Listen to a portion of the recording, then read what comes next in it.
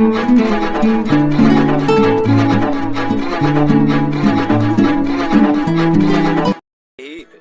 आता है कि भैया वीआईपी पास कैसे मिलेगा, यहाँ कोई वीआईपी वाला सिस्टम या क्या कुछ चीजें हैं? भी कार्यालय का निर्माण शुरू हुआ है और चूंकि 25 तारीख से लेकर के 29 तारीख तक के कथा का श्रवण होना है।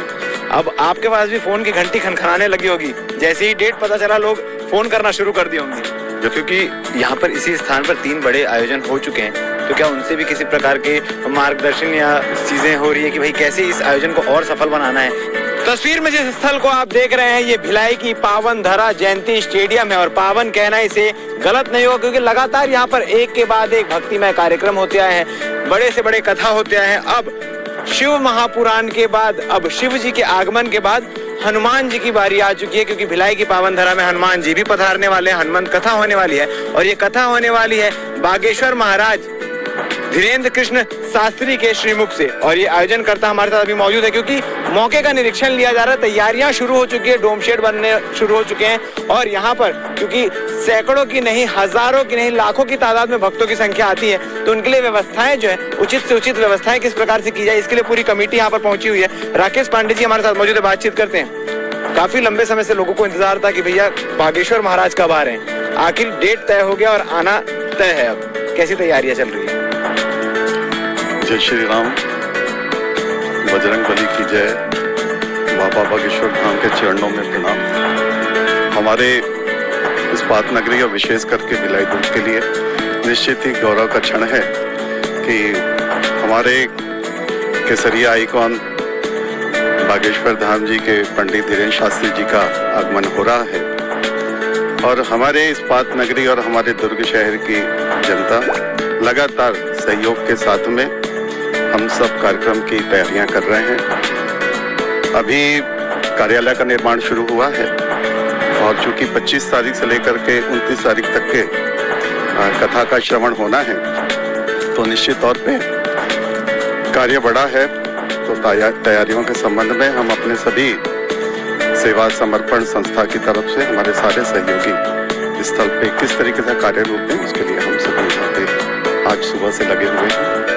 मैं तो शहर की जनता के साथ में आप सभी से अनुरोध करूंगा कि आप हमें सहयोग करें। धर्म का कार्य है, सनातन का कार्य है, आप सभी का सहयोग अपेक्षित है। भिलाई लघु भारत कहा जाता है इसे, और देखा भी जाता है कि जब भिलाई में कोई इस प्रकार के बड़े आयोजन होते हैं तो सब इसे अपना कार्यक्रम समझकर खुद स्वफुर्त होकर आते हैं यहाँ पर सेवाएं देने के लिए, चाहे वो भोजन की सेवाएं हो या फिर वॉलंटियर बनने की सेवाएं हो। इस प्रकार से अब आपके पास भी फोन की घंटी खनखनाने लगी होगी, जैसे ही डेट पता चला लोग फोन करना शुरू कर दिए होंगे।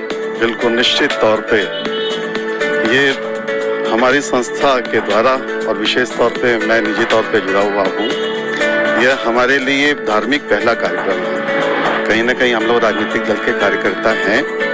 इस कार्यक्रम में सहयोग की जो अपेक्षाएं हैं वो बहुत हैं और अपेक्षाएं पूरी हो रही हैं।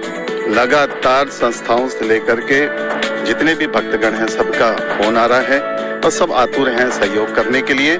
मैं तो सभी को आज से ही धन्यवाद करता हूँ कि इतना सहयोग मिलेगा तो निश्चित तौर पे हमारी यह कथा परिपूर्ण होगी, सबके मन के भाव भी पूर्ण होंगे।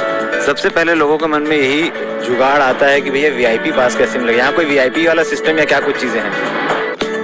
देखिए, वीआईपी तो हमारे भक्तगण हैं और सर्वप्रथम वीआईपी हमारे बजरंग बली हैं, और हम सभी उनके चरणों में प्रणाम करेंगे, एक साथ कथा का श्रवण करेंगे।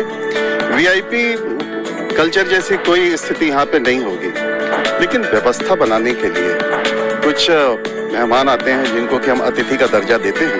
तो अतिथि देवो भव हमारी परंपरा है, तो उन्हें किसी प्रकार की असुविधा ना हो, हमारे वह धर्म स्थल पे आए तो उन्हें सुचारू रूप से बैठने की व्यवस्था हो जाए। तो निश्चित तौर पे उनके बैठने की व्यवस्था आदि करेंगे, लेकिन वीआईपी हमारे लिए, हमारे सारे हमारे जितने भक्तगण हैं सब हमारे लिए वीआईपी। क्योंकि यहाँ पर इसी स्थान पर 3 बड़े आयोजन हो चुके हैं, तो क्या उनसे भी किसी प्रकार के मार्गदर्शन या चीजें हो रही है कि भाई कैसे इस आयोजन को और सफल बनाना है, या पुराने कथाओं में क्या भूल चूक हुई है जिसे सुधारते हुए आगे बढ़ना है? जी हाँ, निश्चित तौर पे ये बहुत अच्छी बात है। जिन्होंने भी आयोजन किया पूर्व में, उनका लगातार सहयोग मिल रहा है, उनका भी मार्गदर्शन मिल रहा है, और वो चूंकि इस स्थल पे पहले उन्होंने कार्य किया है तो उनका सहयोग मिल रहा है। आखिरी सवाल करना चाहूंगा कि इतने बड़े जब आयोजन होते हैं तो दो परेशानियां जो है वो जनता फेस करती है या चाहती है कि वो परेशानी ना हो। पहला सिक्योरिटी रीजन कि भैया महिलाएं आती हैं, माताएं आती हैं, बहनें आती हैं, ये तमाम चीजें, या फिर चोरी वाली खबरें भी निकलकर सामने आती है। और दूसरा स्वास्थ्य, ये दोनों की किस प्रकार से व्यवस्थाएं रखी जाएगी?